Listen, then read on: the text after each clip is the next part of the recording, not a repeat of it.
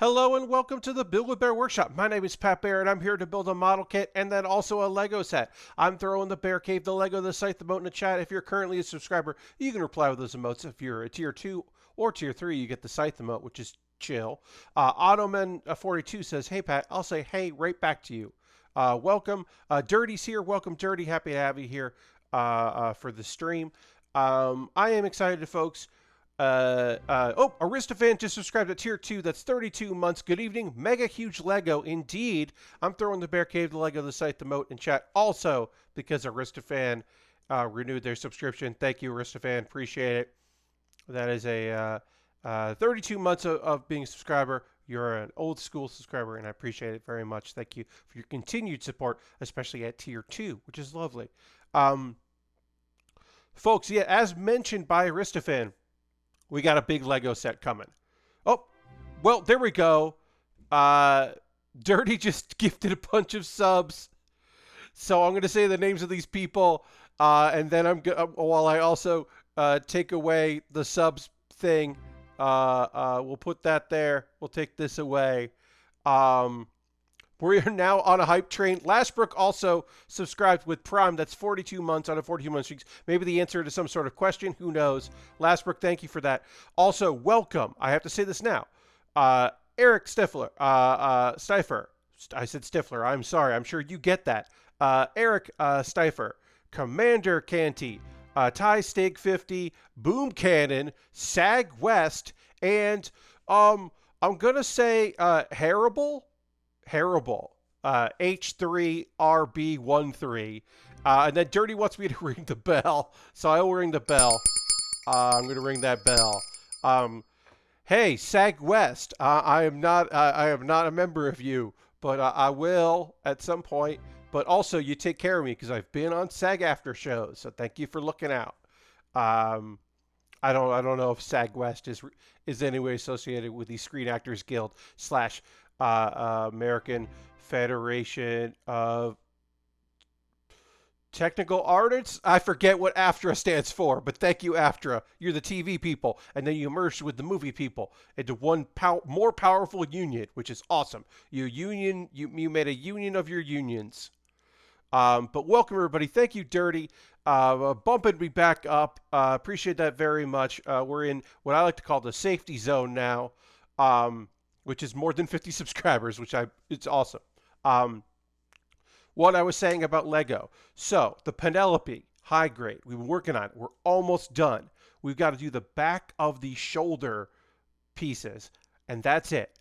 And when that's done, what's going to happen is we're going to work on a big Lego set. Like a massively, unnecessarily big Lego set. Like, what am I doing with this plus 2,000 piece Lego set? And I'll explain it as we get there. Also, why am I making it extra hard for myself? I'm not making it extra hard for myself, but it will be harder than normal.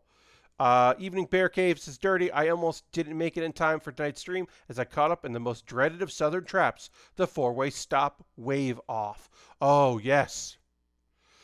You know, people talk a lot about the difference between southern hospitality and northern aggression and Midwestern politeness and all of those things. The real thing is, hey, Lord Crashington, happy to have you here. The real thing is we're all just people. But yeah, the whole you go is its own form of passive aggressive behavior.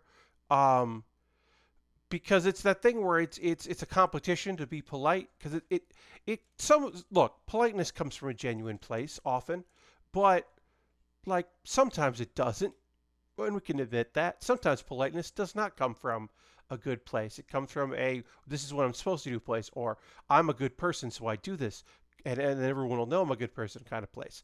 It doesn't always come from the I genuinely think you should go next because you've been waiting here longer than me. It's a little martyrdom in some of that, in some of the southern hospitality. Look, I also know as a New Englander / Mid-Atlantic person, my unwillingness to have pleasantries and wanting to get to the fucking point causes some issues. It certainly causes some issues down here in the South. People are occasionally very surprised why I'm upset with a thing and letting them know I'm upset with a thing. Instead of just seething about it, I just say, this sucks. Hey, what's happening right now could have been prevented very easily. I wish this wasn't the case. And some people are surprised by that. Anyway, we gotta get into building because we're gonna finish this fucking Penelope. I'm so excited to finish the fight, and by finish the fight, I mean finish this model kit. Because this has been several episodes. Also, so we'll go to that. Oh, I gotta take this off. The thing about this kit is it's ginormous. It's massive. It's large, high grade. It's already a good sized mobile suit, plus all the armor put on top of it. And then also we started, and then immediately I didn't stream it because I was working on that charity stream. So here's the kit, like in all its glory, its massive glory. By the stand, I can kind of tilt it up so you can see, but the lighting isn't great for it. But it's just a big old friend. It's just a big friend. And we've got to put armor here on the back of this kit, as you can see there. The only place where there is an armor. Oh, Chunky Boy says, yes, indeed. Hey, we hit a level 2 hype train, so that's fun. So I got some, yeah.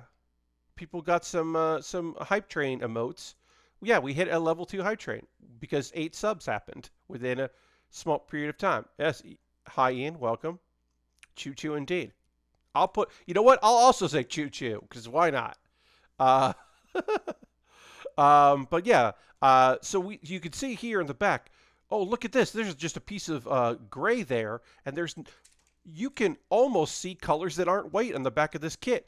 We gotta hurry up and put a lot of big pieces of plastic like this on top of that.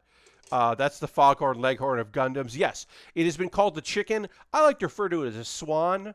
But yeah, it's just a big kit. It's just a big beast of a kit that really needs to stand up when you put all this armor on it. Also, it does have a gun. The thing I like most about the gun is you can put beam sabers in it to make it like a beam rifle. And that's very cool. That is pretty snazzy, I think. So, all right. So we're gonna finish this kit up. I'm gonna put it right here so you can kind of just see it hang out on the side. And then yeah, it's got its big weapon. And then we're gonna get into this and kind of finish this up. I am very excited about doing this because it has been a long time coming, completing this. And then I'm gonna start a Lego set that I'm concerned about, folks, because doing a big Lego set. I've done a few big Lego sets. I did the Ghostbusters van, which was from the 2016 movie, which was a lot of work. That was a lot of pieces. I did the Millennium Falcon, 2011 Millennium Falcon, with old Han Solo in it, and that was a lot of work. So I've done big Lego sets in the past, but when I've done those big Lego sets, generally, if a kit is over, let's say like 200 to maybe like more than 300 pieces, I don't do what I do with like 100-piece kits or 200-piece kits, where I just take all the pieces out and I separate them by color, aka I null them, and then I just go through. I have to do that with this kit, which normally I would never recommend. And I will say this, if you buy a kit that's over 2,000 pieces, don't open up all of the bags. But I have to open up all the bags because they were already opened for me. Because this is going to be also not only a giant kit, also it's a pre-owned kit. And I have not built a pre-owned kit on stream before. I went through my archive. I have built many kits that I have purchased. I have built Lego sets that have been purchased for me via the Amazon Prime. I even built a kit that someone got for a Christmas gift and was like, hey, I don't build Lego, but I know you do. Can I send this to you? And I said, sure. So I've done that, but I've never built a kit that someone else assembled, displayed in their home, and then when it was time for them to move, they realized, I don't know how to move this big thing, and I don't want it anymore. Pat, do you want it? And I said, sure. And he said, do I have to break it down myself? And I said, no, just take it apart into sections, and then send me a box with stuff in it. Please include the instructions, which thankfully they did, although they had to open the box up and put the instructions in before they sent it to me. I could have done the instructions online, I'm sure, but it is easier just to have the booklet instead of having to constantly refer to it on a website or an iPad or something.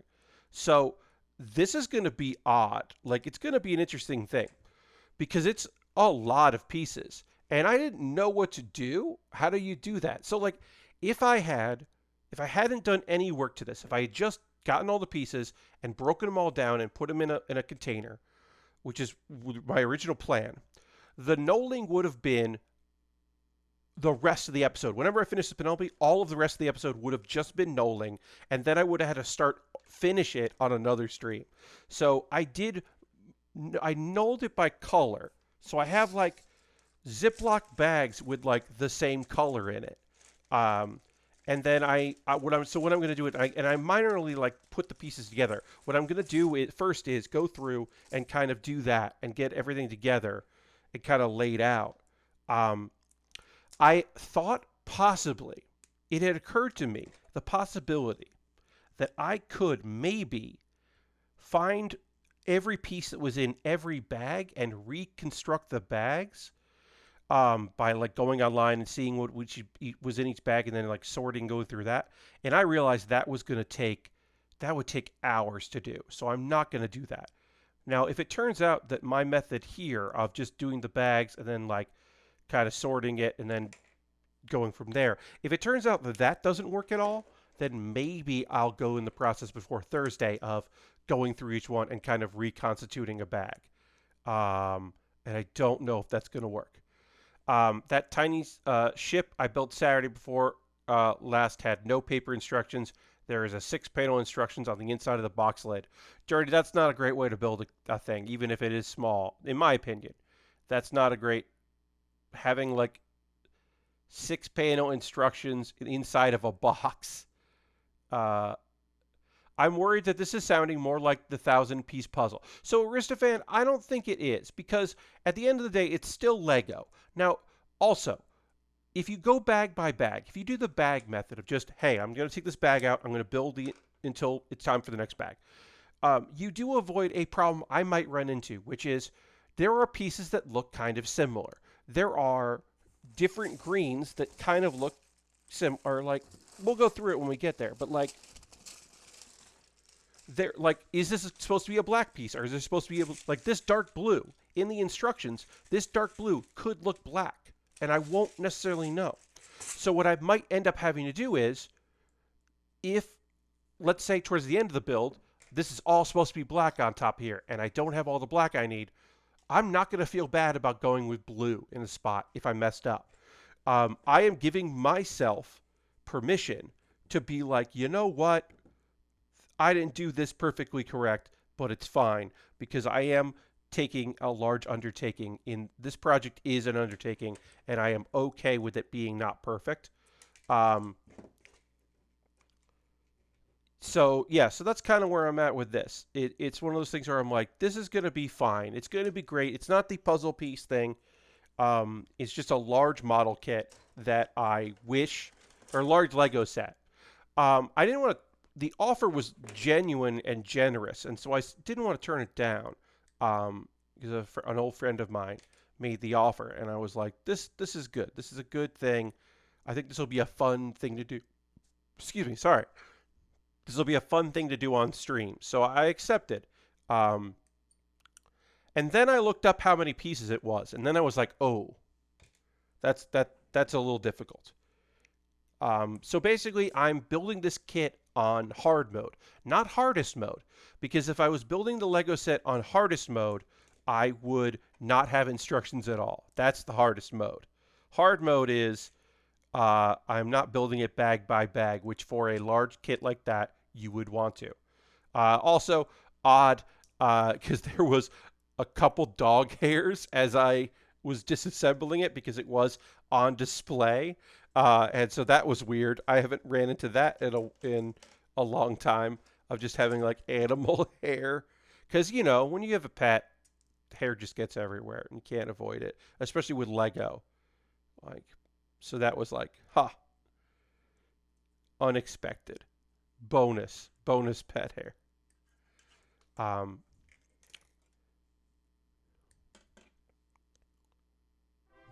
oh, Sharks 2K just showed Prime. That's 13-month. Thank you so much, Sharks 2K. Appreciate that very much. Welcome. Canned airtime for the pet hair. Yes, Lord Crashington. Well, so the hey, words maybe. Welcome. So the easiest way to get rid of pet hair when you're disassembling a Lego set is to disassemble a Lego set, because you know where all the hair is. It's trapped between Lego things because you weren't, it's not like covering it. It's between them. So when you remove the bricks, because you have to completely and utterly break down the kit, it's very easy to get that hair and then just push that hair out of your way and throw it away. But yeah, it wasn't a lot, and it was totally fine. But yeah, when I used to send out Lego sets, because for folks that don't know, I for a bit was doing a thing where once a month I would send a model kit or Lego set, whatever was next on the list, to just to a subscriber as a thank you. And I wanted to make sure that we'll go through each subscriber. And it was, it was a small little thing, but it was something I could do. I am not available to do that. It was a lot easier when I could get to the post office whenever I wanted, because I could just walk there. I do not have the ability to do that anymore. So I got rid of that shortly before moving.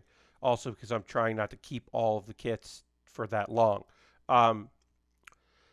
So occasionally I would be like, hey, you won this Lego set. And then somebody would be like, hey, can you break it up down for me and include any extra pieces? I want to put it together myself. And I'd be like, sure. And then I did have somebody who was like, this was before I would do panel lighting and stuff. Somebody was like, oh, cool. Do you have the instructions? I'm going to take apart that Gundam and put it together, because I haven't done that in a long time, which was neat. But I stopped doing the giveaways that way, also because eventually it was just getting expensive to mail things like that. But now it's a matter of expense and also just the time investment. I do not, unfortunately, have the ability to do that anymore. But I did like doing it. It was nice. All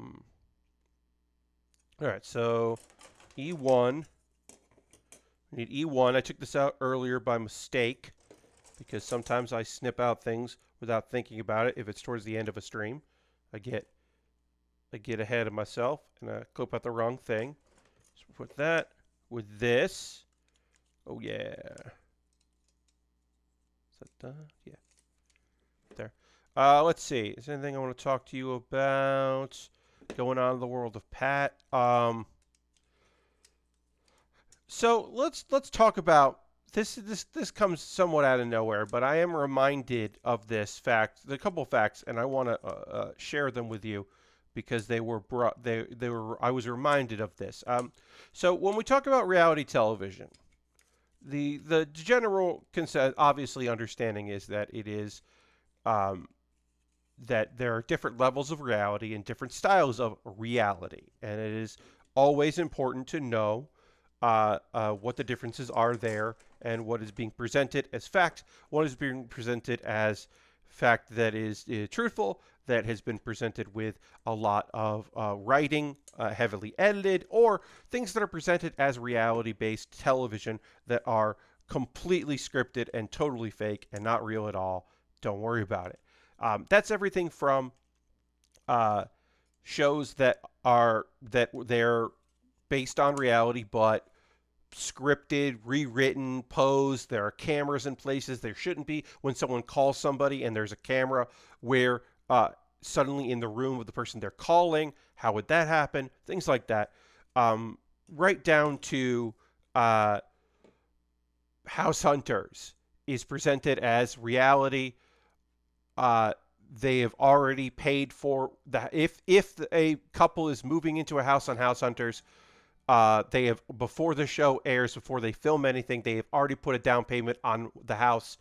Harold, thank you. I appreciate that. Because and often on House Hunters, thank you for the host, Harold. Often on House Hunters, the houses that they're not moving into almost exclusively are people the realtor knows or people that are friends with the people that are showing the house, that are trying to buy a house, because who would want their property advertised on television if somebody's not going to move in there? People wouldn't say yes to that, so they have to work around it. That's not every case. That's a lot of cases. So when we're talking about reality TV, the reality is always in question, and quotation marks, not question marks, quotation marks. It's important to be on the same page about that. As I said, some of that is presented and it's minorly whatever. It's the cost of doing business. It's the cost of television. Some of the older reality shows are fairly like real in the sense that the first couple seasons of reality shows, or at least the first season, are genuinely pretty authentic. And then as things go on, things get weirder and weirder. So Dirty says, what? I'm shocked. Yeah. A show like Pawn Stars. Isn't it odd that there's a guy that just hangs out in the pawn shop all the time that doesn't work there, that is not a pawn shop employee, but he's somebody's best friend? Why is somebody's best friend always there? Oh, he's paid by the production to be there as a cast member of the quote-unquote reality show. That is an easy, simple example. There are a lot of examples of this, things of that nature. To me, the one that nobody talks about enough, in my opinion, is Catfish, the TV show. It's called Catfish, the TV show, obviously because there's the movie Catfish. So they call the TV show Catfish, the TV show. Clever, right? The thing about that show is almost every episode of that show, and pretty exclusively every single episode of that show that involves someone actually being catfished, almost all of them start in pre-production with somebody admitting to the producers of that show that they have catfished someone. Then the producers get in contact with the person who's been catfished. Of course, I should say, the person who's done the phishing signs NDAs and says they won't reveal anything and they won't go along. And they also say they won't say that they have been interviewed for the show. Then they go to people and they're like, hey, blah, blah, blah, I'm from the show. Are you interested in doing this thing? You know, hey, do you know this? Blah, blah, blah. Do you know, they say stuff like, do you know so-and-so? We're asking about them, blah, blah, blah. And then through the course of conversation, they're like, actually, I think I might be catfished. And they're like, great. You're now the episode is going to be about us tracking this person down and getting the confessions. So it's all bullshit. I mean, look, it's real in the sense that someone has been lied to. The fun thing is, and by fun, I don't mean that at all. The thing about it is, it's in the process of doing the show, they have to lie to people who've been lied to because they need to keep things moving. And it's easy to get people who lie for emotional, monetary, physical, whatever gain. It's easy for them to lie.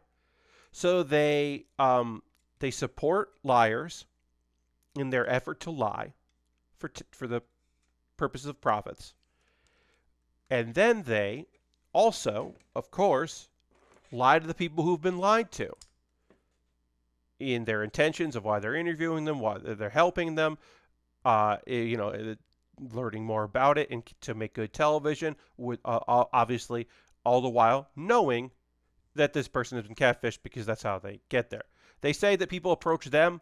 I'm sure that there have been some people that have approached the producers of the show in an effort to get help, but also they're not going to be able to find the people and find them out. They're not magicians.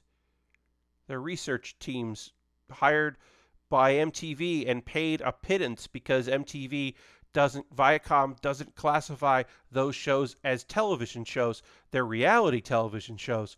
So all of those producers and everyone there are non-union. and nobody's making it enough money.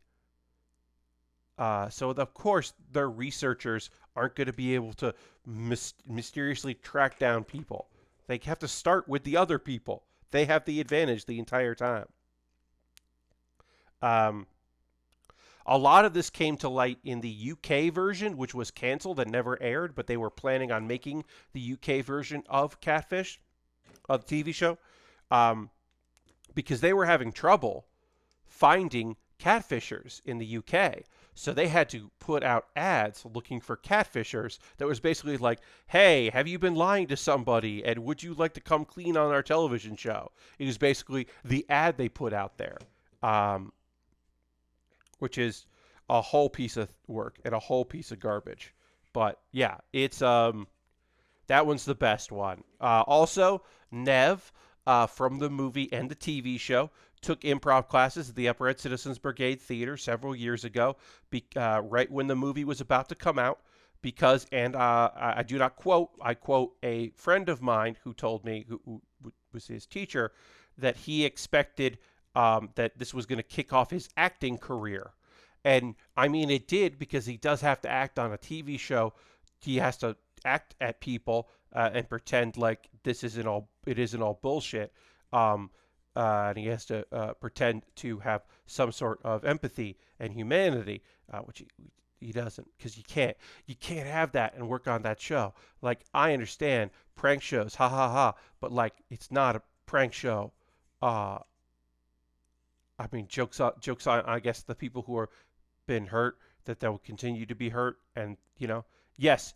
Do occasionally they have an episode where it's like, it wasn't catfishing you? Yeah, they do have that, because they need that, because they can't continue without it. But that's not what people tune in for. They tune in for comeuppance and schadenfreude and whatever else. But yeah, I love that dude took fucking improv classes, because he thought that movie was going to be his ticket to Hollywood. I mean, and in some ways it was. It's just that Hollywood is MTV. Ooh, that looks good. That looks good. Panel lines. It really pops. Let's hit the back here, and then we're going to do the other one, and then we will be done. Because, as I said, this kit does not need much to look real good. Let's hit these gray pieces here. Make these pop a little bit. Anyway, when I could talk about shows like that, I want to, but a friend of mine was tweeting about it, and it made me think, I want to talk about this. But yeah, I mean, reality shows are all garbage and weird. Some shows aren't. Some reality is not. Some early. So, like, if you want to watch reality shows that are reality shows, that are not overproduced, that are not where the editors have, are piecing together the plots, the best one, honestly, is the first season of The Real World, because it's a fucking mess. It's a goddamn mess. And it is kind of incredible. The other ones to watch are early Learning Channel. Now, I'm not saying TLC. Not when, because they dropped the fact that TLC stands for the Learning Channel, and they just started calling it the TLC. I'm talking about when it was the Learning Channel.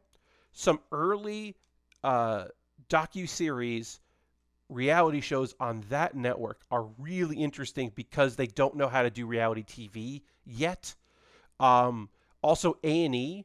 There was a series about a funeral home and all of the weird people that worked there, and like the guy that had like a drinking problem, and then he had sobered up, and so he was trying to reconnect with his daughters who worked for him, and then there were but the star of the show was the other mortician that worked there, who was just a wonderful weirdo.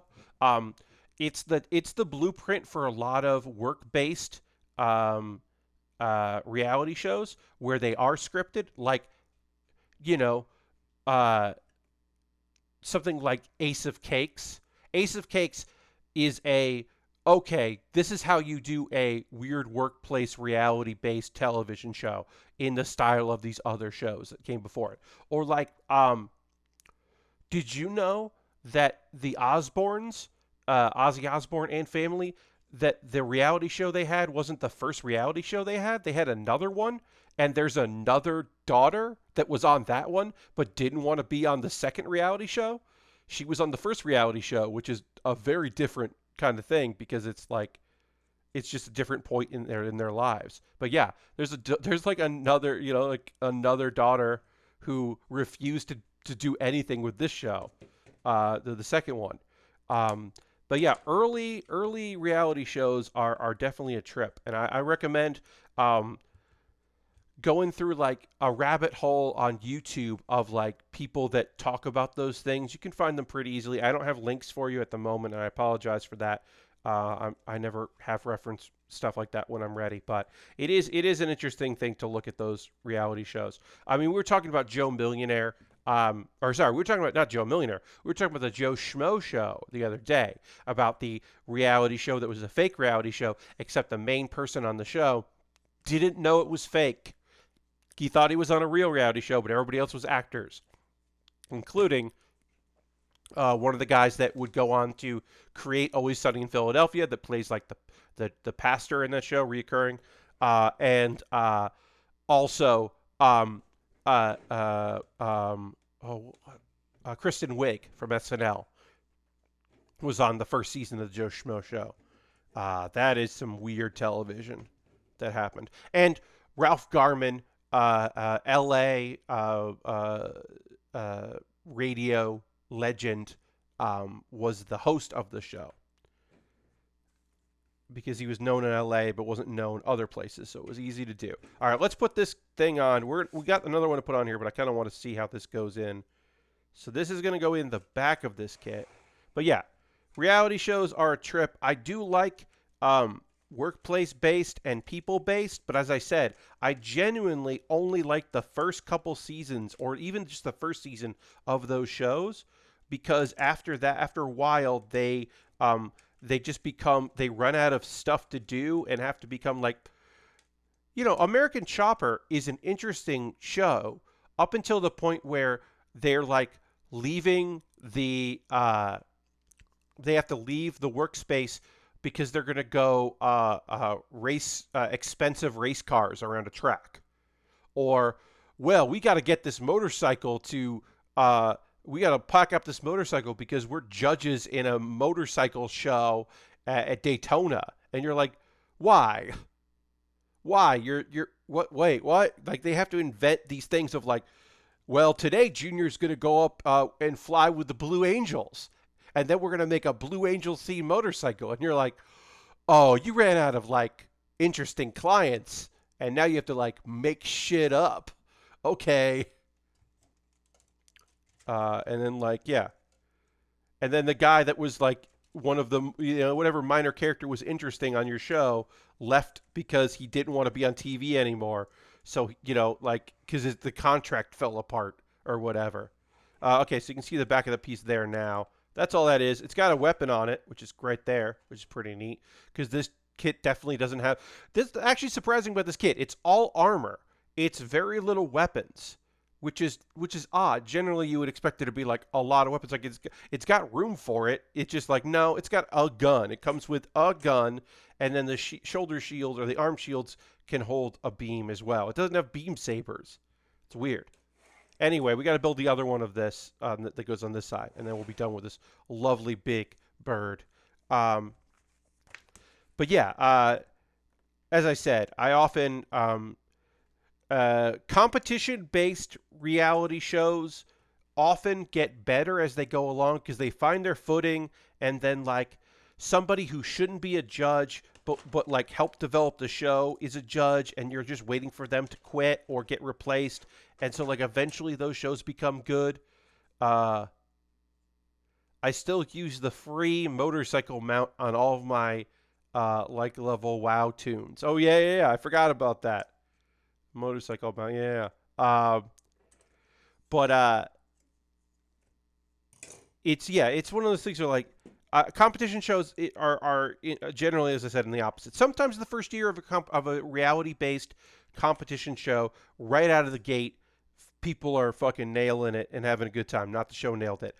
Just talking in general. Sometimes those shows like just hit it out of the park and really, really stick the landing and impress.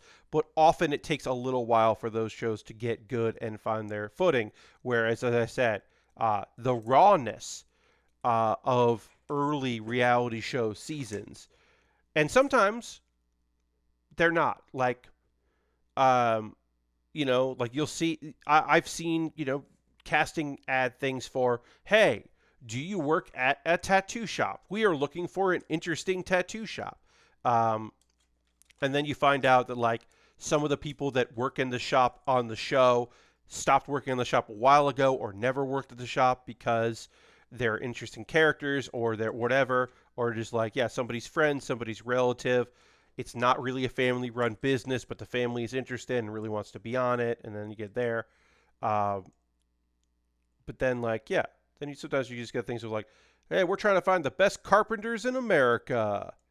And then you just get really good carpenters showing up to be on the show. And it kicks ass. Or you get good food people. Like, if you're going to be on Project Runway, let's say you're on Project Runway, right? If you're on the first couple seasons of Project Runway, it's because you were good in the casting call. Your samples look good. You're an interesting face. You're 20-something, and you'll sign away your likeness rights for the process of the show or whatever, and like you're in it, right? But if you're in season like 8 or 9 of Project Runway, you are a fucking incredible seamster. You know style. You have your own style. You have done incredibly well for yourself. You're unbelievable. And also, you have a cool personality and you're fun to be around or terrible to be around, depending. And people are so excited to have you there. There is very little in between those two extremes. Like, you have to be there. You have to be ready for it because it's got a history. Like, because people know what it is now. And then so they're just going to be hiring incredibly talented people to be on it at that point. You can't sneak in on just being like, yeah, I live in New York, so I ended up on this season. Hey, welcome, Sven. Happy to have you here. Yeah, that is always the thing that people are like, talk about those early seasons. Like, if you're just like, okay, you got to get on a show real early if it's competitive. Like the show Nailed It. You can't just be kind of bad to be on Nailed It at this point, because everybody knows what they're not looking for kind of bad. They're looking for unbelievably terrible. Just the first season of Worst Cooks in America, most of the people on that show were okay cooks. They were pretty okay. But like now, if they did that again, there's no way they could have like people who are good, like, or who are okay. They have to be like complete nightmares to end up on that show. There's no way you could be like marginally all right to be on the Worst Cooks in America. You have to like set the kitchen on fire in your interview level bad to be on that show. There's just no way. There's no room for it. There's no room for okay.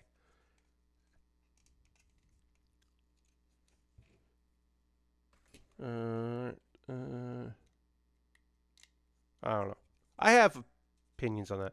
Yeah, I definitely had diminishing returns with later seasons of Nailed It. Yeah, because it's just like the formula is that's the problem. The problem is the formula exists and it doesn't exist when they're starting, right? Like competition based shows where you have the best people at the thing they do, those do get better over time. They don't have diminishing returns because the competition, the skill gets better and better. But when you're like bottom of the barrel, that does get old and it does have diminishing returns. Like the last season of America's Best Dance Crew is every single group in that call is better than the winners of the previous years. Hands down. There's no way anyone's better. Every team, the worst team, the first team in the last season of America's Best Dance Crew. To even get to that point, you have to be so much better than Jabberwocky, the group that won the first year, who were great and cool and interesting, but they're nowhere near as good as the worst team in the last season, because it's just like competition just gets harder. You just like the bar gets raised. You can't rest on your laurels. Uh, hey, you have a good night. Harold, thanks for being here. Have a good one. I'll see you later, my friend. I guess the only reality shows I enjoy are game show type shows that are single episode competitions. No way to spin that for story purposes. Yeah.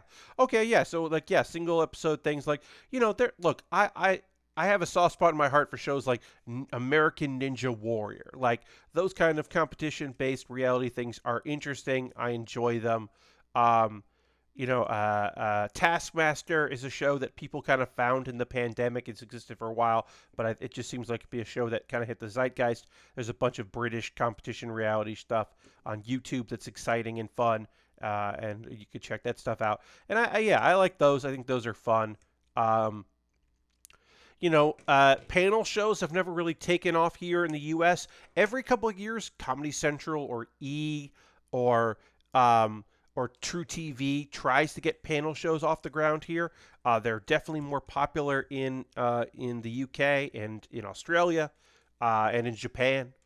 But yeah, every once in a while, people do try for that, and I applaud their try. I applaud their effort because there's something worthwhile about those kind of shows. It's just we're not we as a society in America do not particularly enjoy them. It seems like, but yeah, panel shows, quiz shows, stuff like that. They're the other thing why American television producers try to get those done is because they're fucking cheap as hell, man. Do you understand having you don't pay for studio audience. You get 8 people to just be on a set that you control and you never have to readjust. 6 people on a set. You get a bunch of fixed camera angles. You get you just get coverage, and then you just have funny people be funny.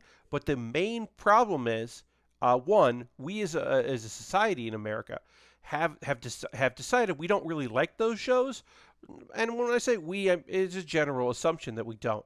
But the other thing is, American television producers are so scared of improv. They're so scared of off the cuffness. They're so scared of not having these planned out.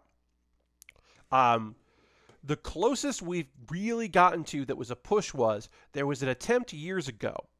There's always an attempt to do like QI and other quiz shows here, but this is just a fucking British TV show posing as an American show was the short-lived Nerdist television show. I mean, it was like specials. They end up doing specials here and there. Um, and those were an attempt to do that kind of like funny people sitting around talking about a theme. You get a little bit of that vibe with the after shows. The after shows are maybe a little bit like that. You're like, after Game of Thrones, we've got the after thing where we're going to talk to the cast and we're going to have some funny people on stage. They're edited. They're heavily influenced on what they're told a lot of stuff more than you would get in other shows. No, Ottoman. I do not mean At Midnight. At Midnight is different from the Nerdist TV show. The Nerdist TV show was on, I believe, Sci-Fi, and then later it was on the BBC, American BBC network channel. The Nerdist TV show was like a interview style. It was kind of a talk show, but it was more of a panel show than a talk show. Just like get people in, talk about a theme, nerd out. They didn't want to call it a podcast because at the time they were making it, the idea of doing a podcast on any cable channel, nobody wanted that. So they had to be a talk show. But it wasn't a talk show. It was just a panel show and a conversation show. That is different from At Midnight, which is Twitter games with funny people, which is an impressive feat that At Midnight existed and happened, and you allowed people to just be funny. Very edited show in that you have to because people are off the cuff and they're going to swear. But yeah, that show was good. It was a really good premise. But yeah, that is different from the Nerdist TV show, which I said, again, eventually was just specials. It was just like a bunch of specials they were trying to turn into a real thing that did not, unfortunately, happen at the time. And it maybe is for the best in the long run, but whatever. The other show that should have existed that Comedy Central balked on and now Jonah Ray is too old to get onto G4 when G4 comes back, probably, is Jonah's Arcade. Oh, I wish Jonah's Arcade had been a thing, y'all. I saw the pilot. It's so fun. Is Jonah's Arcade a reference to Noah's Arcade from the movie Wayne's World? Yes, it is. Was it a kind of clip-based show, kind of in the style of The Soup and Talk Soup about video games? Yes. Was it making fun of video games? It was making fun of the things that you make fun of in video games, but it was from a perspective of people that play video games and like video games and nerd shit. So it was like I said, it wasn't like, oh, look at these dumb gamers. It was like, look at what these gamers did that was dumb. And then also like fun stuff and cool things. And it would have been a chance for people to sell shit and like have a good time. But it would have been a TV show like about games and gaming. Basically, it wouldn't have been like a straight news parody, so it wouldn't be exactly like some folks that know Loading Ready Live know they have a show called Checkpoint, which is their attempt at doing jokes about basically the Daily Show, but for video games, is what they're trying to accomplish more. But yeah, Jonah's Arcade was such a great premise. I should say, I totally understand why it never happened. It was a hard sell at the time to Comedy Central because it was funny, but they just didn't think that they realized that G4 didn't actually work for its target demographic because its target demographic doesn't watch television. And no network television show wants to make all of their money on YouTube and on iTunes and in merch. They don't want to do that. They want people to watch it and watch ads. It's changed some since that time, but it hasn't changed enough for people that like literally want to make TV shows for an audience. G4 is coming back. The thing is, I don't know what that is actually going to be. I don't know what G4 coming back actually means. I do know that it probably means a lot of reruns of TV shows they think gamers want to watch because they're only going to have so much original programming because they're going to have so much money. So it's going to be a lot like the old G4. Speaking of clip shows, I kind of blame you and 404 for the strange looks I get when Bad Day shows up in my music playlist and I start laughing. Yeah, I mean, look. I have some internet connectivity issues. So people watching this on YouTube, what's up, YouTube? They're not having a problem. People who are watching this on my stream just fucking lost me. I just disconnected. So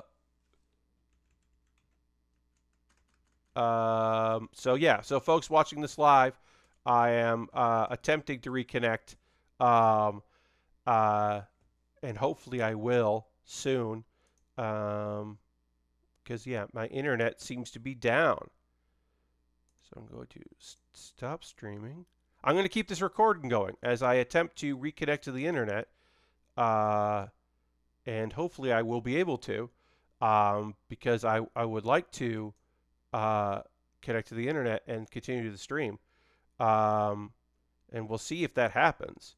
But I don't know, folks. We just finished this kit. I'll take a photo of it while I'm killing time.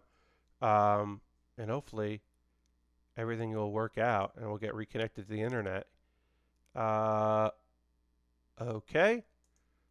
So it looks like we're going to get back here. I'm going to hit stream again and see if we can start streaming. I haven't taken the photo yet because it looks like I might be able to get back online. Let's see here. I'll reload the player. Just get an email. Yes. Okay. So I am back. Hopefully people come back, and we'll get some people coming back. I'm going to take a photo of this kit while I wait to see if people come back, because I just got completely disconnected from the internet, and then hopefully it will come back. And I got to take a photo of that. Howdy again. Welcome, everybody. Sorry about that. I'm now going to take a photo of this kit while we wait to see if some people want to return, make amends to the G4 gods. Indeed, started talking about how I don't know how G4 is going to work out, and then suddenly my internet gets disconnected just as we finished a model kit. What's that all about? What's up with that? All right, so we're going to finish this. I'm going to take a photo of this kit because it's done. It's wobbling all over the place. It'll stabilize.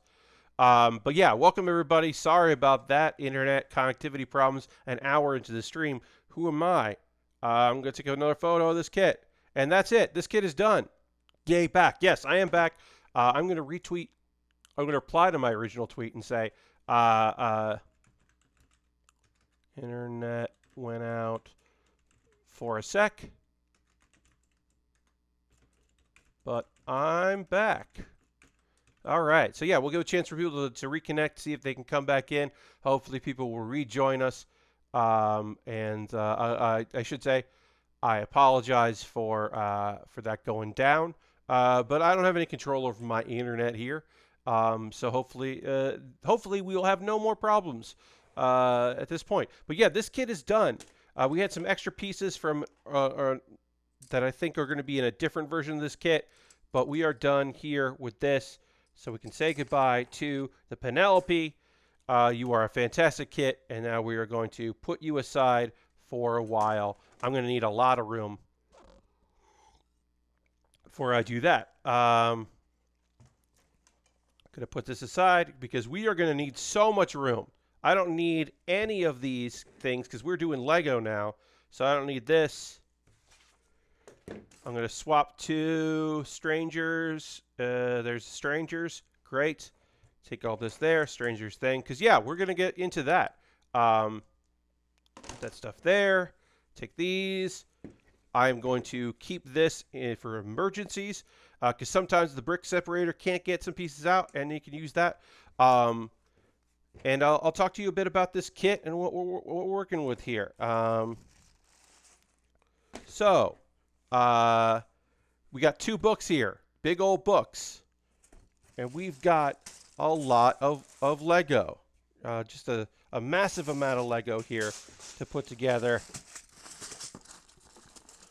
This is 2 books. It's well over 2,000 pieces that we'll be working on here. These books are lovely, these Stranger Things books, because they include stuff about the shows, which is really fun. You're going to get some booklets about the show, about the characters' names, which is great because I don't know them. It came with a brick separator, which is lovely, and then you got a lot of stuff to build here. Book 1 will have the house done and some of the kids. All the kids are done. So this includes an upside down version 2. Yes, it does. You have the regular house and then the upside down. The photo is accurate of what this kit is. 1 is kind of the top of it, and then 2 is building the upside down. And then you can see there, so you got 11, and you got a Demigorgon, and we're basically going to be working on like the underside of the house here. It's a whole thing. It's a whole thing. So yeah, that's where all the dark pieces come in. That's some attention to detail. Indeed, right? It's pretty great. It's pretty nonsensical. And by the end of it, you end up with a house that you can flip over and do one way or the other. It's massive and nonsensical and great. And we're going to build the police car. There are decals that come with this, stickers, but we don't have to worry about those stickers because they've already been applied for us, which is very convenient. So a thing we're going to do in prep here. I'm going to talk while I slowly sort through all these bags and do proper knolling of all these bags. That's the big thing here is I separate everything by color, but I have to go through everything now. And so this stream and then my off time as well is going to be kind of condensing these. So basically what I've done here, I'm going to finish what I've done here of just kind of going through, sorting them, doing my best. Perfect gift for that, right? Yeah, so I'm going to be doing that while I talk about. So I'm not going to take a full pause for the cause because we just had the internet went out. We did lose some people. Um, the big thing to say is if you'd like to be a subscriber, please consider subscribing. If you'd like to gift a sub, Bobby gifted 10 subs this month. Dirty gifted 6 subs. That's fantastic. Consider gifting a sub. If you've been gifted a sub, consider going ahead and making that something where you you can renew your sub, and then it won't charge you until your gift sub is concluded, which is nice. Consider doing that, and then let's just say, hey, bear with me. Do you want to see me react to someone who is cosplaying as Master Roshi? Check that video out. That was last Wednesday's. Got a new one coming up this week. Pat Bear's Anime Club. I have a new episode of Pat Bear's Anime Club that came out literally today. And that episode of Pat Bear's Anime Club, well, it's about 4 shows this season that I really like. Am I going to talk about any of those 4 shows today when I talk about anime? No. The 4 shows I'm talking about have nothing to do with the 3 shows I watched today. But it's 4 shows I really like. I go into detail. You've heard me talk somewhat about these shows, I should say, during streams. But now I'm going to actually, it's a video where I really get in depth about them. So I'm going to start knolling and organizing these more and more. I'm going to go through all these bags.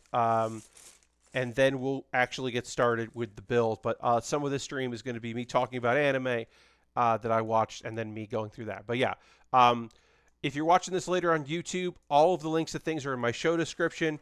Consider, and yes, folks, if you've been waiting around to subscribe to my streams in a way, now would be a great time to do that. So I'm going to put bags aside. So basically, I'm going to want to do stuff that I'm doing here. This is the higher knoll project. The bigger knolling project is not just colored pieces together. It's also putting it so that they're together, grouped together easily, so that I can sort them easily. So something like this is a lot easier to find than the other way. And then I can do something like this. Is an easy way to find these pieces here. I just look there. Because now if I'm like, oh, I need a 1x6, can easily find that. I don't have to dig around. I watch somebody that I really enjoy as a person and as a streamer, who I've learned a lot from as a streamer, and they did a small project where they did not knoll, and it was annoying me very, very much. It annoyed me very much. I think they are a fantastic person at what they do, and I looked at them doing that, and I was like, stop, please, please, please, please, just separate them by color. You don't have to do the full thing like I do, but just do it. So yeah, so we're going to do that. We're going to try to knoll these.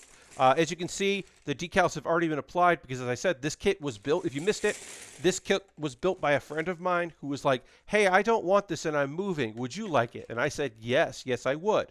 So now this is mine. And yeah, so we're just going to do the knolling process to make our lives easier. And by ours, I mean mine. Just go through and start organizing them by color like this, just to make my life easier to find them. And then as we go through, I have given myself, my own self, permission to not get every piece right. As I said, I would, if I was doing this, if I had just bought this kit, I would not have opened every bag, and I would not have knolled the whole thing like I am doing right now. I would have instead just done knolling 1 bag at a time, or maybe 2 bags at a time at most, and then extra pieces that were left from the bag, because there's always extra pieces, I would have kept those separate. I didn't do that in this case because I couldn't, because the kit had been completed. So I can't do that.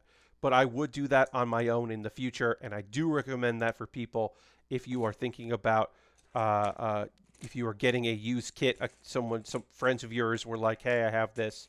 Would you like it? I think that's fine. But if you are buying a kit that is several thousand pieces, don't just open it up willy-nilly. Just do it a bag at a time. You'll just save yourself a whole lot of stress. All right, so let me talk about some anime. I want to talk to you a little bit about Dragon Goes house hunting. I think I figured out the thing of this. So the sellable plot to this is the description that you would get if you were looking up description of, hey, what's Dragon Goes house hunting? It's about Letty, a timid dragon who was kicked out of his home and is searching for the perfect home. And he comes in contact with, a elf who does real estate, builds property, finds homes for monsters, because this is a world where monsters need places to live. Dungeons don't just happen, they are created by this guy. And dungeons are there so that heroes won't just slaughter monsters, especially monsters that can't take care of themselves, look after themselves. So that's the big, like, easy, like, okay, so it's Daria the elf who seems to have something else going on, and Daria is going to show places to live that Letty might like, and then eventually Letty's going to find a place that Letty is like, this is the place for me. This is my home. I finally found my home. That's the premise of the show. Now that I'm watching it 4 episodes in, there is another thing happening, which is, I was starting to pick this up maybe in episode 2.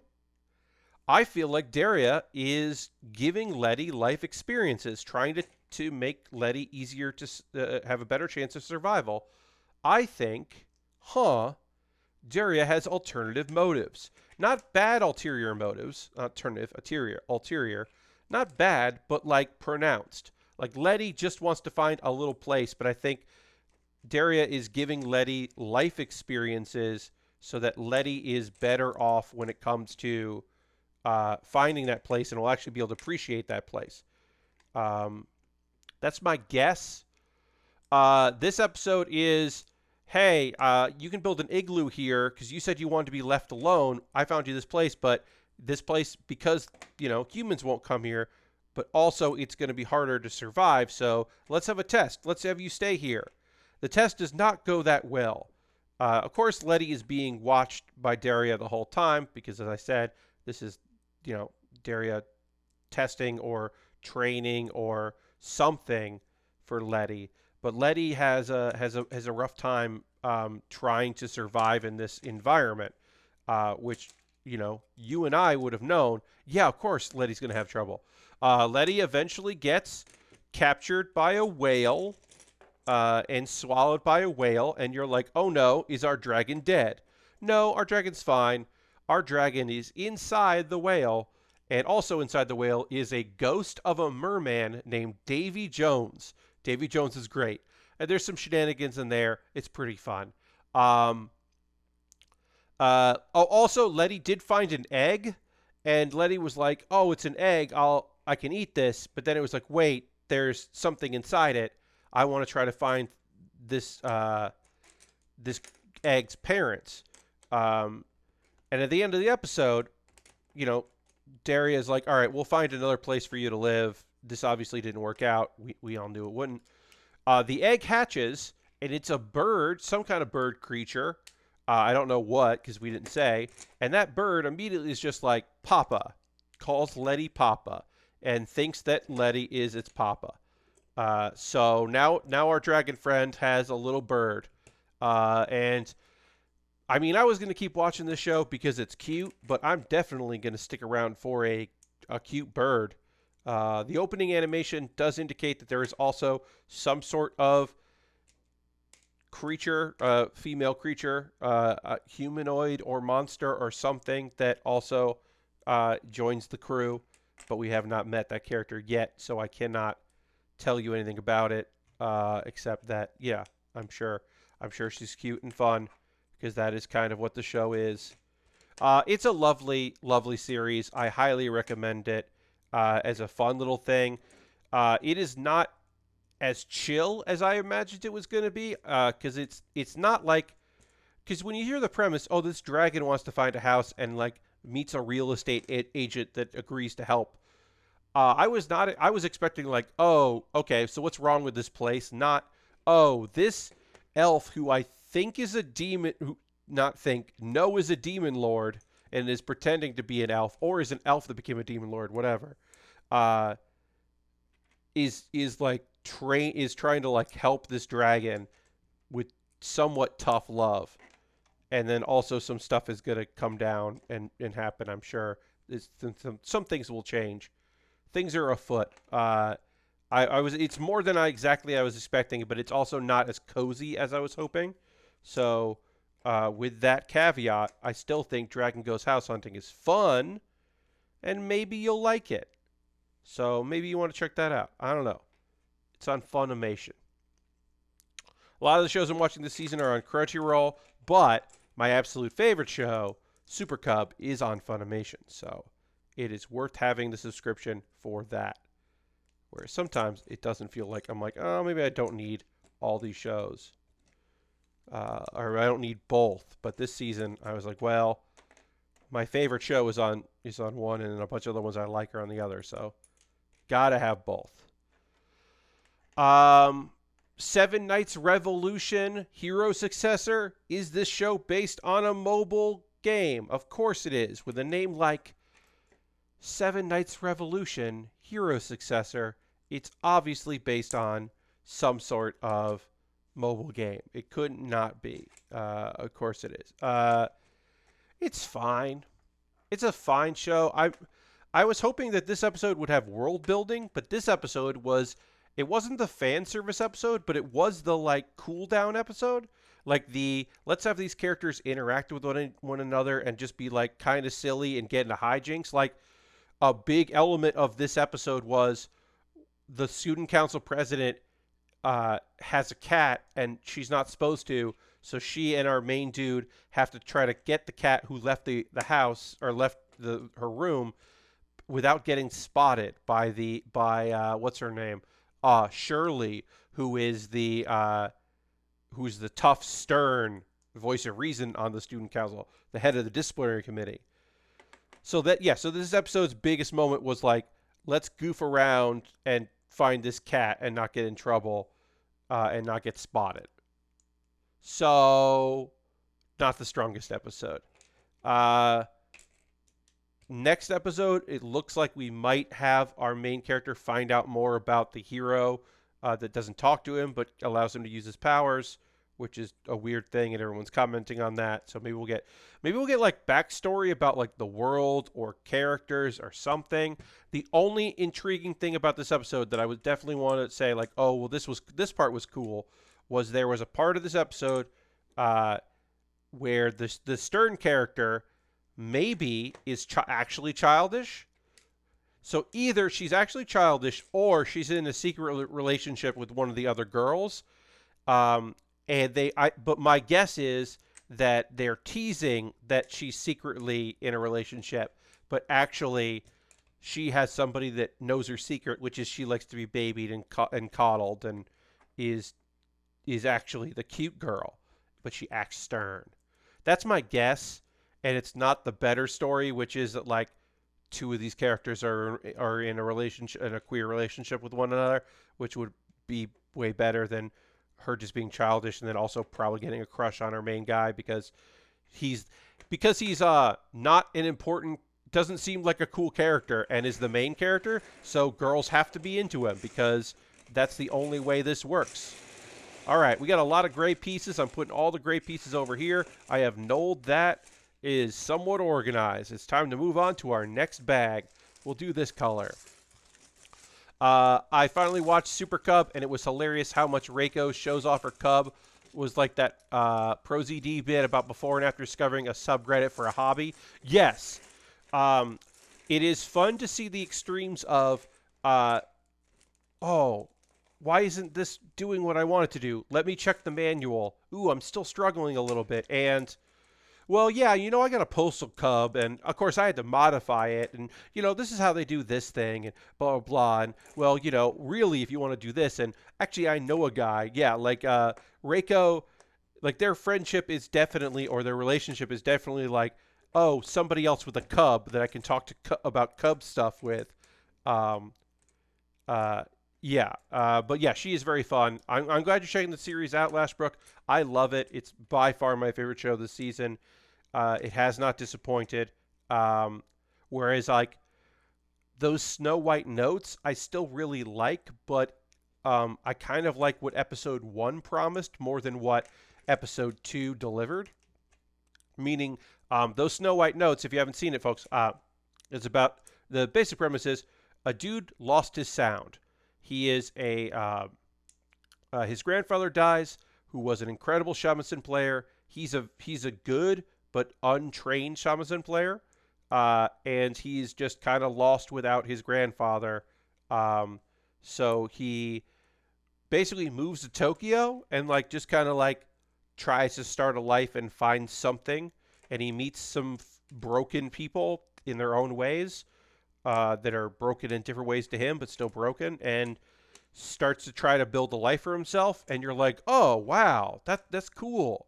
There might be something pretty fucking cool about this.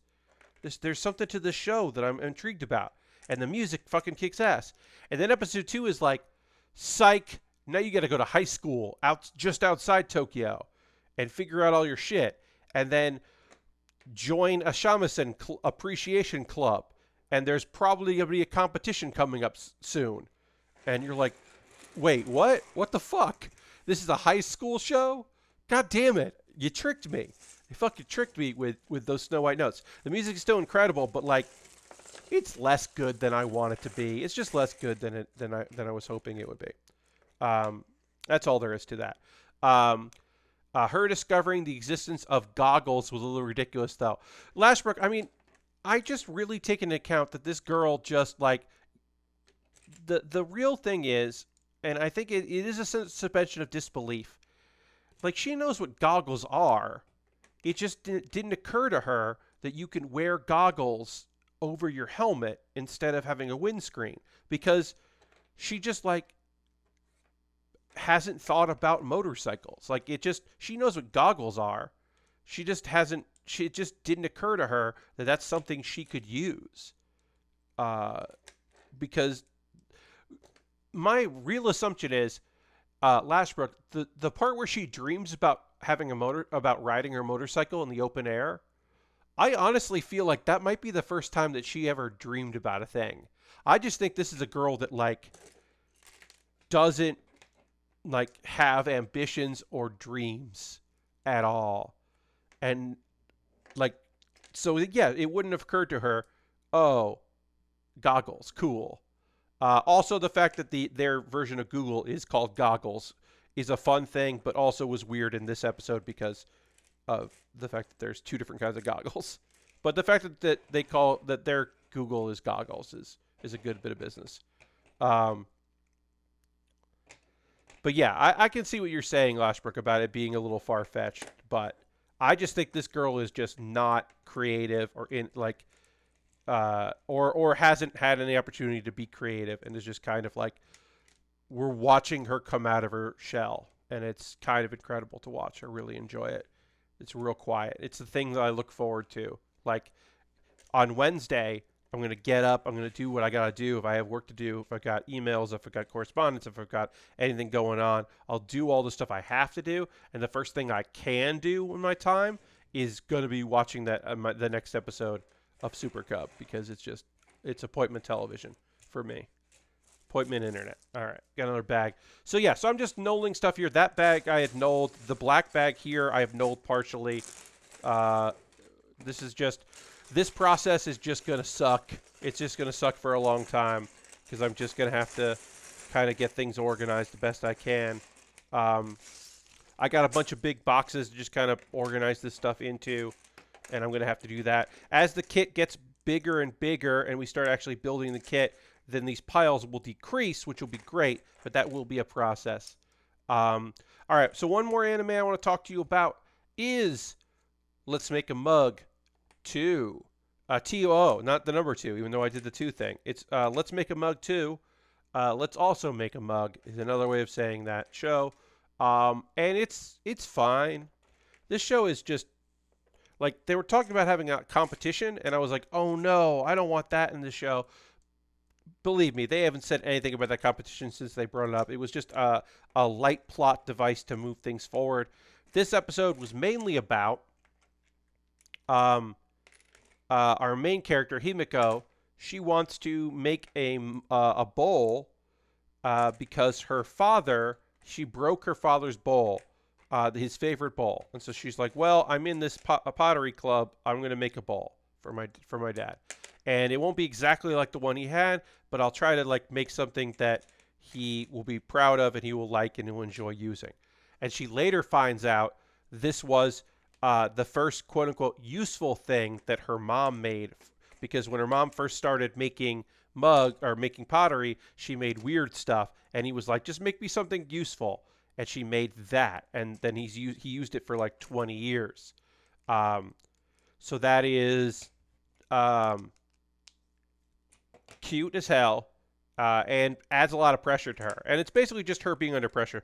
These episodes are short. They're 14-minute episodes. So, we had some characters trying to help her out, the other person in there. And she makes this, and he's like, "I like this. Thank you very much." But he doesn't love it. He doesn't like gush about it. It's not enough. So Himiko is like, "I want to get better at making mugs."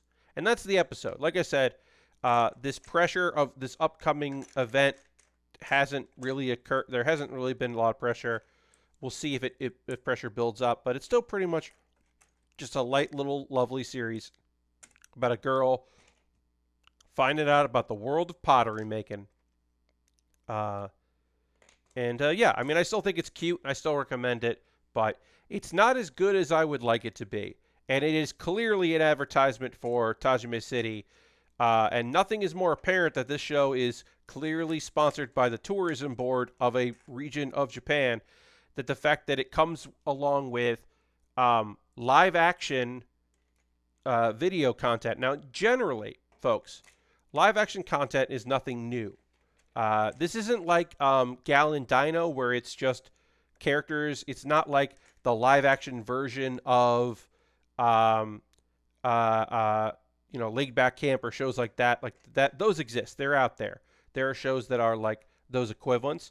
This is not that. This is straight up. Hey, this is the voice actors from the show doing stuff and doing stuff in the city that it was found. So they'll like go to a pottery class and make something and then like talk about pottery. All the voice actresses are seemingly very nice and very talented and great. This is the best episode so far. I tweeted about this episode because the best shit happened in this episode, which is they went to a high school to meet four girls, because the show is about four girls in pottery. They met four girls who were in the pottery club and kind of interviewed them and talked to them. They met four girls, as I said. One of the girls was so quiet and like demure and clearly uncomfortable. She was adorable, and I felt bad, but also was psyched that she was on TV. But she was clearly embarrassed. All the girls that were there are all wearing masks, which tells you when this was filmed, and they all were socially distant from the voice actresses who were not wearing masks but were socially distant, which was a weird thing, but it happened. And then you're like, "Oh, cool. So we're going to see like, I don't know, some of these cute girls, these high school girls made like mugs or whatever." No, one of them, two of them, they joined because one of them wanted to join and the other one wanted to be in a club with their friend. They made this giant egg, this brown giant egg, but inside of it were all these ceramic toys that represented childhood and some of their favorite toys as kids. And it's just like, it was a fucking massive, incredible art piece that just existed.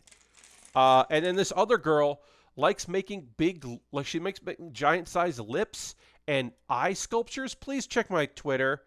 Please look at my Twitter for a photo of these like giant eyeball creature things that this girl made that they showed off on fucking like promotional television for an anime. Those girls ruled. They were fucking great. And it was awesome to see them just like talking about the thing they liked.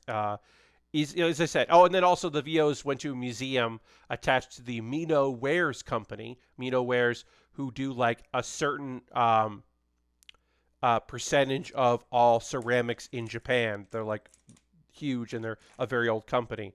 So they had a whole thing about that. They have a museum attached to one of their factories, I guess. So, like I said, this is an advertisement for Tajima City, and their many ceramics is clearly an advertisement.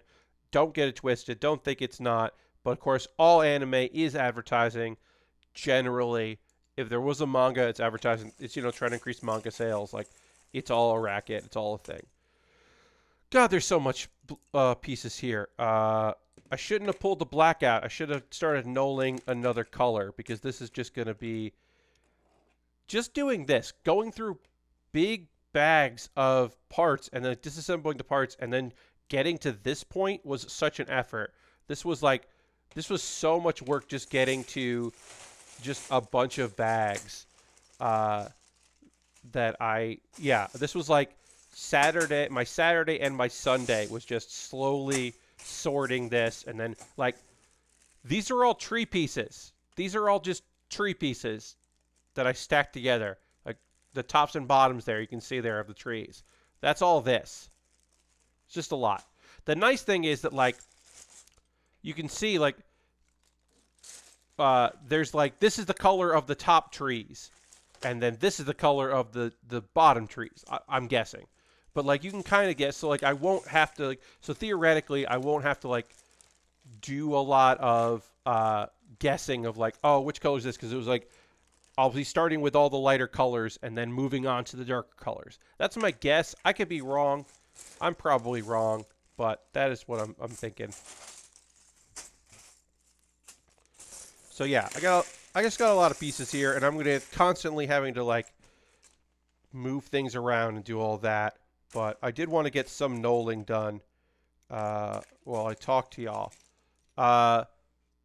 What was the tourism anime you don't know about the kid who transferred to a prefecture outside Tokyo, and he posed his way into being cool? I don't know that one, Dirty. Hey, Shax, welcome. He transferred to a prefecture outside Tokyo and posered his way into being cool. That one I don't know. I apologize. I don't. That anime does not jog my memory. So sorry. Oh, Shax just subscribed. It was on Crunchyroll. Okay, yeah, Dirty. I do not know that one. That is Twitch Prime for 5 months. Thank you so much, Shax. Let's do the Bear Cave Lego Scythe emote, and thank Shax for renewing their subscription. Thank you very much for doing that. Appreciate it. All right, so Shax, I'm knolling. I got this giant Lego set that I'm starting now. As I've said on stream, and I won't say too many times again. If you are working on a kit of this size, which this is obviously a very large kit, you shouldn't do this. You should not take all the pieces out of all the bags and separate them by color like this. You should build it bag by bag. If you want to knoll each bag or 2 bags at once, go for that. Do that. You shouldn't do what I'm doing here. The reason I'm doing this is only because this is a pre-owned kit. This was owned by a friend of mine who sent me this kit and was like, hey, you should build this. Did you want this? And I said, sure. So since it's pre-owned, I have to knoll this. All right, I'm gonna do black on my own time. I'm gonna move all these black pieces over here because this is I have to do this bag on my own time, going in and kind of separating it and getting it all together there. I'm just going to. I love this. This is the below version of the movie poster. All right. So let's try to get a little bit of this done. Let's just try to get a little bit done, folks. Let's try to get some, let's see what we can get here done. Let's see if we can get these let's try to get the Stranger Things sign done, because we have all the black here. So let's do that. That way we can get a little thing done. We're going to get this sign that says Stranger Things in the, the shout out to Stephen King font of Stranger Things. Also, this is a place you can put minifigs. We have some minifigs, so we can put those there. But I do have to properly null this black, but I want to get a little bit done here because I want to get something for the photo and also something for all you. All right, so we got one of these. Because it's a large kit, we are going to do the thing where we see what they want, we get what they want, and then we assemble what they want, and we'll do it in that order. Instead of just being like, I could take this and put it right there where it needs to go, but what I'd rather do is find the 3 pieces for this next step, and then go from there. So we will do that. And as again, I have to, in my own time, take all these black parts here and go through. I have to go through all the bags and properly null everything. Because I knew this step just involved black, I can kind of like jump ahead and do that. And again, we don't have to put the decal on of the Stranger Things logo because it was done, because this kit was done before. See, even with this like being somewhat nulled, it's going to take me a little while to find all these pieces. So we want that. So these are the 3 pieces we need here, and then we can just assemble those there. And it goes like that. It goes like that. And the nice thing is they do a little bit of highlighting here, which is hard to see on stream, but just know it's there. All right, so then we need a 1x2 with 2 in the front, which is one of these. And we need 2 1x3s in black. And we need a 1 by, how many is that? 3, 6, 2, 4, 6, 8, 10. So this is 2, 4, 6, 8. So we have ones that are longer than this. Yes, we do. So, and we'll do these 4 pieces here. So we take the 3, 3, put that there, layer that over there. Heck yeah. We're doing progress. I'm feeling good about this, having like something. All right, I need to find clear. I put the clears in this. This bag is my, doesn't have enough pieces to require its own bag.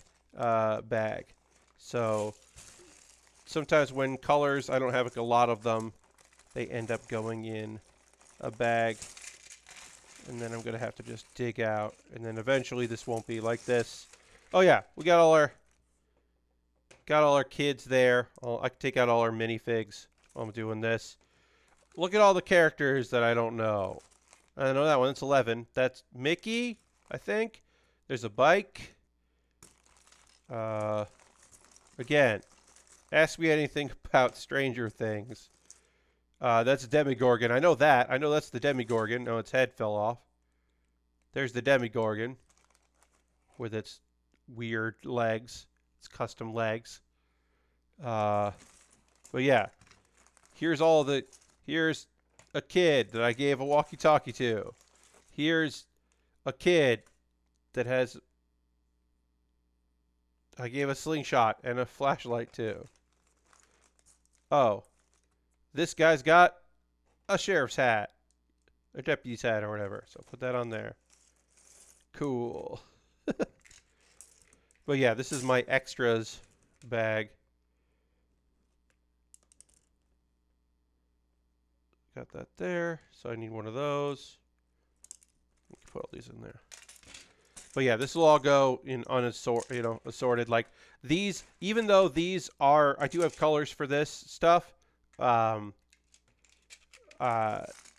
These are all going to be part of the floor, so I decided to keep those, or the ceiling, so I decided to keep those separate because they'll be easy to find. But yeah, this color green here, don't have a lot of that, so separated it into this bag. Again, this is not the way to do it. Eventually, I'm just going to have boxes with all these different colors in there. But for right now, that's how we're doing things. Okay, so I need one more. Did I? I did all that, and then I put it back in. Again, not the best way to do this. I literally was like, oh, I'll put that right there. And then I just took it and put it back in the bag. That's not it. That's not it. There it is. That's what I needed. I need that. Great. All right. Let's put that there for now. Now I need one of these. I need one of this, two with the front face on it. There we go. And I need one of these. Put that there. And then this goes under this like that. There we go. And now I need a bunch of flats. I need 8 ones with the circle on the top, and I need 1 like that and 4 ones like that. Okay. Not that. No, not those. I need pure flats. I need pure flats like this. I need 4 of those. And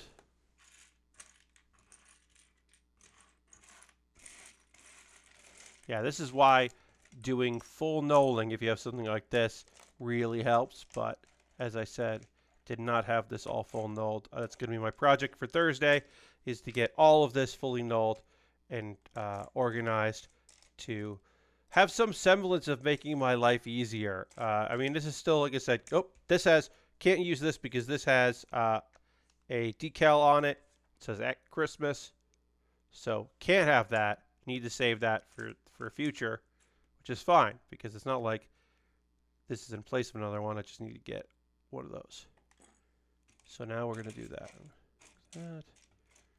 Dig through all of this. This is exactly, as I said, the streamer that I really appreciate and like very much was doing a small build and was doing it like this and will be like, I can't find this piece. And we're like, because it's not organized. There's a reason why you can't find it. You could find it if you had it knolled properly and you could see all the colors of things, but you can't. What are you doing? How many people had this piece and used to use it as laser beams for spaceships? Or am I the only one here who is that old that you had these on your kits and you would use them as guns? Because they had like one kit you built one time did that. And so that was exactly how you did it. And you never strayed from that idea that that's what those are for. All right, there's one of the ones I need for that. I need 1 more of these flat squares. I need a bunch more of these, and I need a 1x2 that is flat as well. But yeah. What's the biggest Lego kit you ever put together? Chat, let me know. What's your big friend? What's your biggest kit? Do you remember? I think they officially did that, right? Yes, I believe some of the early space kits did that, and then they started pulling back on doing that as guns because they were like, well, we probably don't need to have laser guns. We'll just have some space characters will have guns. All right, so I got the 8 I need here. I need 1 more of these 1x2 flat shinies, and then I need another 1x2, or I need a 1x1 flat shiny. So let's try to find those. There's the 1x1. Super Star Destroyer, yeah. That's huge. Wow, Flashbrook, that is a big Lego set. Hoo-wee. That is a large set. I need a clear. Here's a clear. No sticker on it. Great. We found all the pieces we need. We can now do this. We can now assemble this part. Then I need 2 this. Then I need 1 of these. This is setting up places for people to stand. Like that. Which is kind of neat. And then 2 more. And then another 1 of these. Then 2 more. In January, I put together the Lego Colosseum. My wife and I have studied Roman history, so it fit in with our interests. Oh, that's rad. That's awesome. That is very cool, Aristophan. Lastbrook says, It is. It resides under my coffee table. It was meant to get some LED strip lights to mount under the table, but never got around to it. Yep, isn't that the way? No kit, but my brother and I had 10-gallon tub of Legos we would build with on the weekends. Fuck yeah. That sounds rad. All right, so now I need 2 1x2 flats, and then I need 2 of these, which are easy to find. Here are those 2. And now I need the harder one, which is the 1x2 flats, because some of this is, again, not organized yet. Here's one of the 1x2s I need. And then where's the other 1x2 I need? Oop, and there's there's another one. Great. That was a lot easier to find for some reason. Probably because I've just used a bunch of these black pieces. And once you start using the pieces, weirdly enough, once you start using the pieces, the other ones are easier to find. Huh. Who would have thought? All right, 1x4 with a front. Yeah, here we go. Okay. And then flip over. All right, now we're just, we are assembling our Stranger Things. And you can see here, here's some fun facts. The Duffer Brothers made multiple references to Stephen King. One is the series logo. It resembles the font used on the covers of the original 1980s editions of Stephen King's novels, Cujo and Christine. So there you go. Fun facts. Don't say I never said any fun facts on this stream, because I got a fun fact. I think I had one of those pirate ship kits as a kid that turned into a general kit when making stuff in the future. Yeah, I mean, I had some big kits. Most of my kits were small, and then I had a big tub of Lego that I would just build from. That was very important to me at the time, was having a lot of, access to just like Lego and just being creative and doing my own thing. It was very important. All right, and then let's go with, I need a 1x2 in this color here. So let's get a 1x2 there. Got a few of those. That's good. And then we'll put that there. And then this just goes on here. Cool. And now we've got a little like set piece here. Yeah, and now we're gonna be starting on the car, which I'm gonna need this color gray and some black, and then as we need more pieces, I'll open up a bag. But what I'll do is I'm just gonna put some of the kids on here, just so we have like some kids. I just wanted something to show for all of this Lego. I'll put a Demigorgon there, because why not? Put there, yeah. Just putting some kids and a Demigorgon there, and yeah, we're gonna build the police officer there, his vehicle. We even have pieces. Oh, not in that color, I guess. It's another color that says police on it, I guess. What color is that? I gotta look. Not this. This is some other stuff here. Got green, not the green, not this blue, which is a nice blue. None of the trees. It's this color. This color is not this color. But if you look at it, it's very similar. But this color is the color that is going to be in the police vehicle. And then also a brown that's not this brown, because this is a lot. Now, is this the same color as that? Let me look. Is this that color? I'm going to do some guessing here. This is this color. Is that the same as... There exists a possibility that someday I meet, this might have been the wrong color, but I think it's the right one. I'll find out later. Anyway, this is the bag that I'm going to need. What's up, Joel? Happy to have you here. Having those green flat base leads to some board, make as big a square building as I can project. Yes, old Lego was definitely that. Yeah. That was definitely my experience with Lego. Okay, so we're also going to need this other color here eventually. as we start making this car. So we're going to need that, but first we can just do black and brown because we have that, and then we're going to need these two colors. We're going to need parts from, I believe, although I didn't see that, so, oh yeah, so we will need this, and we'll need this. I'm doing good. Working on this Lego set. It's an ambitious, big Stranger Things Lego set. The thing about this kit is that it was a friend of mine owned this and built it, and then was done with it and was like, "Hey, do you want me to send this to you?" And so I said yes. So that is going to be difficult. It's going to be an interesting build because this kit is pre-owned, and I can't go like bag one. Just assemble everything from bag one.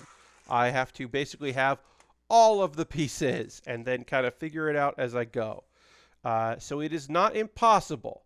It is by no means impossible, but it is more difficult than it would be if this was a if I had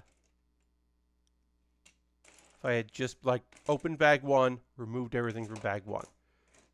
That is this build on easy mode, and unfortunately, we do not have access to easy mode. We are on somewhat hard mode. That's okay. We're gonna pull through. We're gonna make it work. So we need 4 brown. We'll do the 4 gray, I should say. We did get the sign done, which is fun. The little sign that says Stranger Things. So we got that done. This is prep for the Millennium Puzzle. Yes, Lord Crashington brings up a good point, which is, folks, if you didn't hear the news, I pre-ordered yesterday the Millennium Puzzle model kit. I'm very excited. I'm looking forward to assembling that. It is coming out this year.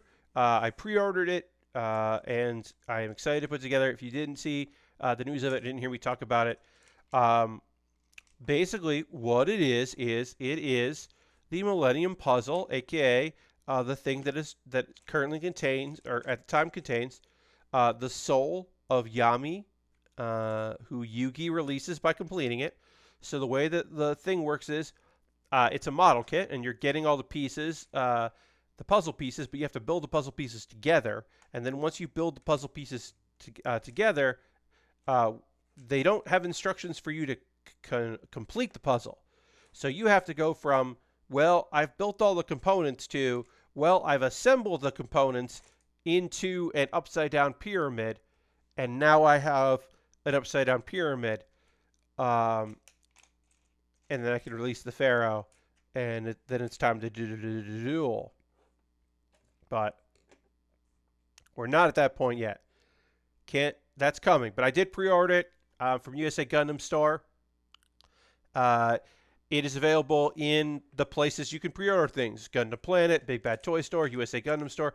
I personally use USA Gundam Store because they are based out of Florida, and I am in South Carolina. So their shipping is flat rate, which, depending on what the size of the thing you're getting, is either like a good deal or I wish this wasn't $10.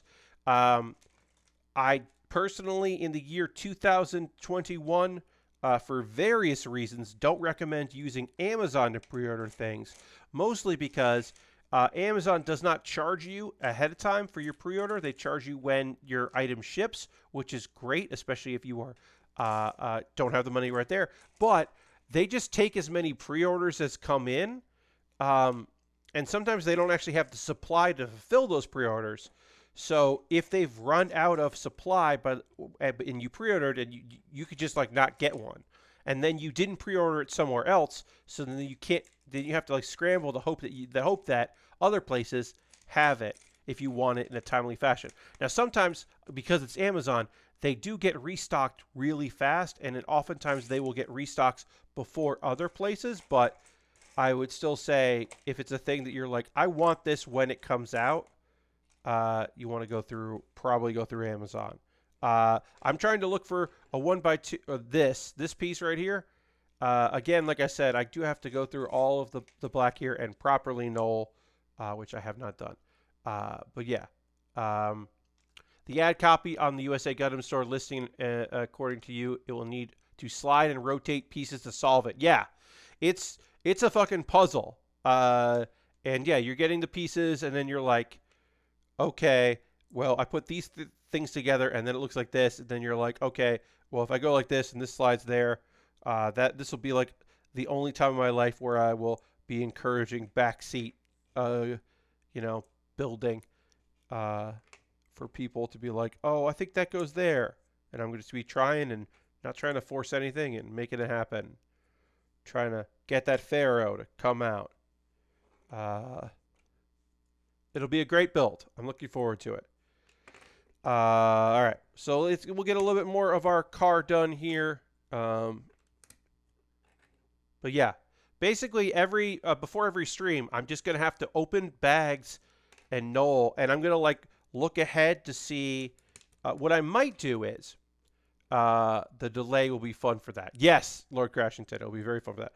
What I might do is for Thursday is like look ahead of time, get all the pieces I'm gonna need for like let's say like a bunch of steps, like all of the steps that I would need to finish the car, right? So all of these, I might just go in and separate and find all that and have like a bag of this is what I need for the car.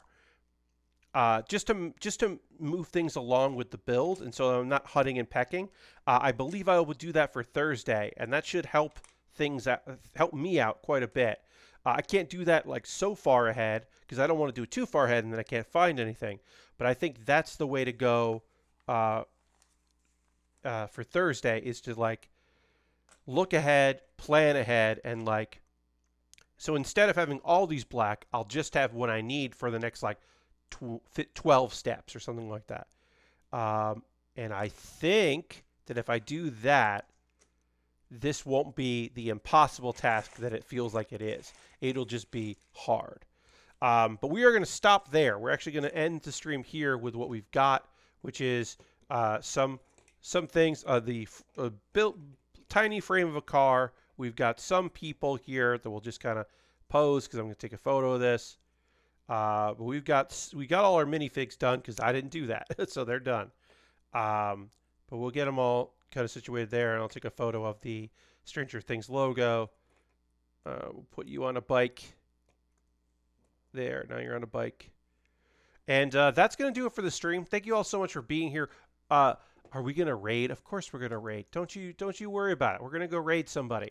That is what we do at the end of every stream. We go and raid. We find somebody out there who's doing cool stuff, and we go and give them some support because that's the good thing to do. So thanks everybody for being here and watching the stream. As I said, we are going to go and check somebody out. My next stream is on Wednesday. It's not. It's my weekly bonus stream, so it's not model kit building. On Wednesday, I'm going back to Hearthstone. I've got a standard deck that I think you're really gonna like, and I've got a wild deck that's bad, but I really enjoy it. And I've got a wild deck that's like not good, but it's not bad, and sometimes I win with it. So I'm going to be doing that on Thursday, Wednesday 9 p.m. Eastern. Wow. Usually I have more people that I know are streaming. I don't have a lot of people streaming right now. That is weird. Usually lots of people I know are streaming. So let's see who's doing this. We're going to go, I guess we're going to go raid Kate. Kate Stark, we have not raided her in a while. She's great. I mean, look, she's got like 1,000 people watching her, but like she still rules. So we're gonna go Kate. She's been doing that no pixel, like playing GTA with a bunch of people on a server with like as characters. So it's gonna be weird, but we're gonna go give her a raid because she's great, and I really want to hang out with Kate's stream. Her community is fantastic. We haven't raided her in a while, and let's go check out. I don't know what's going on with this no pixel like GTA Online, but it's not. But people are playing characters. Like, it seems weird, and I haven't been able to check it out. So let's just go do that. Thanks so much for being here. Wednesday for Hearthstone. Thursday, more Lego. As I said, I'm going to do the prep of like looking at some stuff ahead of time, and then like knowing the parts we need for the future, because I think that's the way to go. But I'll see you in the next stream. Thanks for being here. Goodbye, everybody. Goodbye, goodbye, goodbye, goodbye, goodbye, goodbye, goodbye.